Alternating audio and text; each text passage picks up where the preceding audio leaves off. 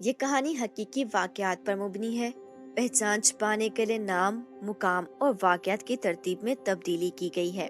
ہم آپ کے لیے ایک ایماندار اور فرض شناس پولیس انویسٹیگیشن آفیسر کی 35 سالہ یادداشتوں سے ایسے سچے واقعات ڈھونڈ کر لائے ہیں جن کو سن کر آپ کے رونگٹے کھڑے ہو جائیں گے۔ اگر کہانی پسند آئے اور آپ اس جیسی اور سچی کرائم کہانیاں سننا چاہیں تو ہمارے چینل کو سبسکرائب کر لیں اور بیل کے بٹن کو دبانا نہ بھولیں تاکہ ہر نئی کہانی کا نوٹیفیکیشن آپ کو ملتا رہے۔ نشہ ایک ایسی لت ہے جو زندگیاں برباد کر دیتا ہے، مگر لوگ وقتی سرور کی خاطر اس لت کو اپنا لیتے ہیں۔ آج کی جرم کہانی بھی نشے کی لت میں مبتلا ایک لڑکی کی کہانی ہے۔ اس جرم کی کہانی تحقیقاتی اہلکار انچارج انسپکٹر وسیم نے کچھ اس طرح سنائی۔ یہ کیس لاہور میں ایک گمشدگی کی رپورٹ سے شروع ہوا۔ انیلا کا باپ کمال نے جس وقت تھانے میں اس کی گمشدگی کی رپورٹ لکھوائی، اس وقت تک اس کو غائب ہوئے ایک رات اور آدھا دن گزر چکا تھا۔ کمال نے بتایا کہ انیلا اتوار کی شام گھر سے نکلی تھی اور پھر واپس نہیں آئی۔ انیلا نے گھر میں بتایا تھا کہ اگلے دن کالج میں اس کا بہت اہم ٹیسٹ ہے جس کی تیاری وہ اپنی دوست کنول کے ساتھ مل کر کرے گی، مگر جب وہ رات گئے تک واپس نہیں آئی تو گھر والوں نے کنول سے رابطہ کیا۔ کنول نے بتایا کہ انیلا تو اس کے گھر آئی ہی نہیں ہے اور نہ ہی اگلے دن کالج میں کوئی ٹیسٹ ہے۔ بدنامی کے ڈر سے کمال خود ہی انیلا کو ڈھونڈتا رہا، مگر ناکام ہو کر اس نے پولیس سے مدد لینے کا فیصلہ کیا۔ انسپکٹر وسیم نے رپورٹ درج کی اور کیس پر کام شروع کر دیا۔ گمشدگی کے ایسے کیسز جن میں کوئی بالغ لڑکی اچانک گھر سے غائب ہو جائے، ان کیسز کو پولیس زیادہ سنجیدگی سے نہیں لیتی، کیونکہ عموماً ایسے کیسز میں لڑکیاں اپنی مرضی سے گھر چھوڑ کر گئی ہوتی ہیں۔ انیلا کے کیس میں یہ امکان زیادہ تھا، کیونکہ کمال نے اس کی ماں کی موت کے بعد دوسری شادی کر لی تھی اور ستیلی ماں اور ستیلے بہن بھائیوں سے انیلا کے تعلقات اچھے نہیں تھے۔ انسپکٹر وسیم نے بھی اس کیس کی سرسری سی تفتیش کی تھی، مگر جلدی ایسی باتیں سامنے آئیں کہ انہیں اس معاملے کی سنجیدگی سے دیکھنا پڑا۔ انسپکٹر وسیم سب سے پہلے انیلا کے موبائل فون کے بارے میں پوچھا۔ کمال نے بتایا کہ انیلا کے پاس اپنا خود کا موبائل فون نہیں تھا۔ انسپکٹر وسیم کے لیے یہ بات حیران کن تھی کہ آج کے دور میں کسی نوجوان لڑکی کے پاس موبائل فون نہ ہو، مگر کمال نے بتایا کہ وہ اس بات کے حق میں نہیں تھے کہ انیلا کو سمارٹ فون دیا جائے۔ پولیس نے کالج پہنچ کر انیلا کی سہیلیوں سے پوچھ گچھ کی، کسی کو کچھ معلوم نہ تھا، مگر انیلا کی ایک دوست مریم کی باڈی لینگویج انسپکٹر وسیم کو کچھ سوچنے پر مجبور کر رہی تھی۔ وہ بولڈ نظر آنے کی کوشش کر رہی تھی، مگر اس کی آنکھوں میں ایک خوف تھا۔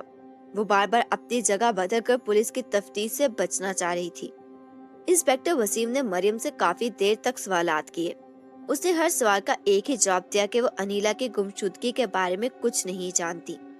مریم ایک کم عمر لڑکی تھی اور انسپکٹر وسیم اس پر سختی نہیں کر سکتے تھے، لیکن انسپکٹر وسیم کی چھٹی حص بار بار کہہ رہی تھی کہ مریم کا انیلا کی گمشدگی سے کوئی نہ کوئی تعلق ضرور ہے۔ اسی لیے انہوں نے مریم کی خفیہ نگرانی کرنے کا فیصلہ کیا۔ مریم ایک غریب گھر سے تعلق رکھتی تھی۔ اس کی ماں لوگوں کے کپڑے سیتی تھی، جبکہ اس کا باپ ایک دکان پر سیلز مین تھا، مگر مریم کے بارے میں خفیہ پولیس کی رپورٹ اس کے حالات سے میل نہیں کھاتی تھی۔ مریم کے پاس ہر وقت پیسوں کی فراوانی رہتی تھی۔ کالج بنک کر کے وہ اکثر بڑے ہوٹلز اور شاپنگ مالز میں جاتی تھی۔ اپنی سہیلیوں پر بھی وہ دل کھول کر خرچ کرتی تھی۔ ایک غریب ماں باپ کی اسٹوڈنٹ بیٹی کے پاس اتنے پیسے کہاں سے آتے تھے؟ جلدی اس سوال کا جواب بھی مل گیا۔ مریم کی ایک دو نہیں بلکہ کئی لڑکوں سے دوستی تھی۔ مریم کے کال ریکارڈز بتاتے تھے کہ وہ رات گئے تک لوگوں سے لمبی لمبی باتیں کرتی تھی۔ اس کے موبائل بینک میں اکثر بڑی بڑی رقم کے ٹرانزیکشنز ہوتی تھی۔ اسی دوران سی سی ٹی وی چیک کرنے والی ٹیم نے ایک ایسی اطلاع دی جس نے مریم کے خلاف ٹھوس ثبوت فراہم کر دیا۔ جس دن انیلا غائب ہوئی اس دن وہ ایک دکان کے سی سی ٹی وی کیمرہ میں دیکھی گئی۔ اس کے ساتھ کوئی اور نہیں بلکہ مریم تھی۔ دونوں کچھ دیر دکان میں رہیں اور پھر ایک بڑی سی گاڑی میں بیٹھ کر چلی گئی۔ انسپکٹر وسیم کے لیے اتنے ثبوت کافی تھے۔ انہوں نے مریم کو تھانے بلوا لیا۔ مریم خاصی گھبرائی ہوئی تھی۔ لیڈی کانسٹیبل کے ہاتھ میں موٹا سا ڈنڈا دیکھ کر اس کے اوزان قطع ہو گئے اور اس نے سب سچ بتا دیا۔ یہ سچ اتنا زہریلا تھا کہ ہمارے معاشرے کی رگیں اس کی وجہ سے نیلی پڑ چکی ہیں۔ مریم نے بتایا کہ وہ موبائل فون پر لڑکوں سے باتیں کرنے اور ان کے ساتھ ڈیٹ پر جانے کے علاوہ کالج میں نشے کی سپلائی کا کام کرتی ہے۔ اس مقصد کے لیے بھولی بھالی لڑکیوں سے دوستی کرتی ہے۔ انہیں خوب شاپنگ کرواتی ہے، اپنے ساتھ ہوٹلوں میں لے کر جاتی ہے، اور جب ان لڑکیوں کو اس زندگی کا چسکا لگ جاتا ہے تو وہ انہیں نشے اور بدکاری کی دنیا میں کھینچ لاتی ہے۔ انیلا کے ساتھ بھی اس نے یہی کیا تھا۔ انیلا اپنے گھر کے گھٹن زدہ ماحول سے تنگ تھی۔ انیلا کو مریم کی زندگی بہت اچھی لگی۔ وہ مریم کا آسان شکار ثابت ہوئی۔ مریم نے پہلے اس کو نشے کا عادی بنایا، پھر مریم نے انیلا کی دوستی شعیب نام کے لڑکے سے کروا دی۔ شعیب ایک عیاش قسم کا انسان تھا۔ اس نے اپنی عیاشی کے لیے ایک فلیٹ لے رکھا تھا۔ شعیب نے انیلا کی معصومیت کا خوب فائدہ اٹھایا۔ وہ انیلا کو نشہ فراہم کرتا۔ جب انیلا ہوش و حواس سے بیگانہ ہو جاتی تو شعیب اس کی عزت سے جیب بھر کر کھیلتا۔ شعیب نے اسے گندے فال کی ویڈیو بھی بنا لی۔ اب وہ انیلا کو اس ویڈیو کی مدد سے بلیک میل کر رہا تھا۔ انیلا اس دلدل میں دھنستی چلی گئی۔ شعیب کا منہ بند رکھنے کے لیے انیلا کو پیسوں کی ضرورت تھی۔ مریم نے اس کی دوستی مزید کئی لڑکوں سے کروا دی۔ نشے اور جنسی بے راہ روی نے انیلا کے جسم کو کھوکھلا کر دیا تھا، مگر اس کے پاس کوئی جائے فرار نہ تھی۔ اب انیلا کہاں تھی؟ اس سوال کے جواب میں مریم نے رونگٹے کھڑے کر دینے والی کہانی سنائی۔ انیلا دن بدن کمزور ہوتی جا رہی تھی۔ اب وہ کسی سے بھی جنسی تعلق نہیں رکھنا چاہتی تھی، مگر شعیب کو انیلا کی عادت ہو گئی تھی۔ جس دن انیلا غائب ہوئی اس دن وہ شعیب سے حتمی بات کرنے گئی تھی۔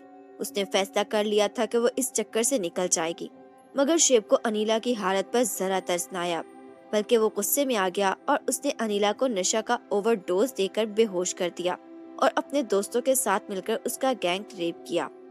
انیلا اتنا ہیوی ڈوز اور اتنے مردوں کی ہوس برداشت نہ کر پائی اور جان سے گزر گئی۔ شعیب کا نشہ اترا تو وہ یہ دیکھ کر ڈر گیا کہ انیلا مر چکی ہے۔ اس نے انیلا کی لاش کو بوری میں بند کر کے اپنے گھر کے پیچھے موجود گندے نالے میں پھینک دیا۔ جب کالج میں پولیس انیلا کی گمشدگی کی تفتیش کرنے آئی تو مریم ڈر گئی۔ اس نے شعیب سے انیلا کے بارے میں پوچھا۔